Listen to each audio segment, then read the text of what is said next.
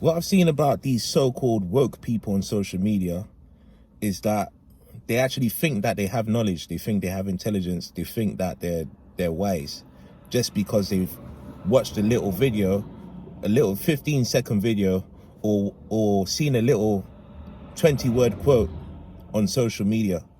And that's not enough to gain knowledge. The difference between a quote and a book is that a quote has small words. It only shows the conclusion of the story. A book explains the story, it explains all the characters.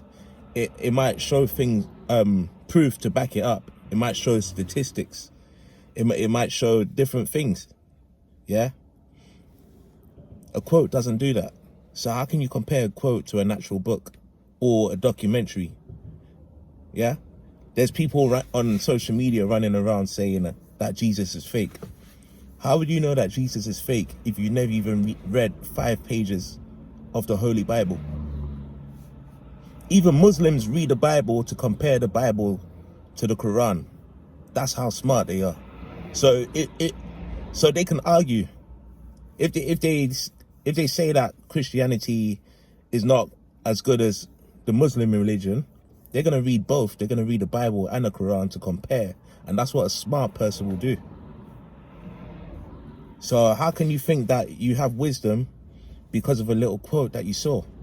It's not enough. Trust me, it's not enough. Even university, they say read books or find journals to back up what you're saying, to be sure of what you're saying, because you can't just write rubbish without knowing what you're saying.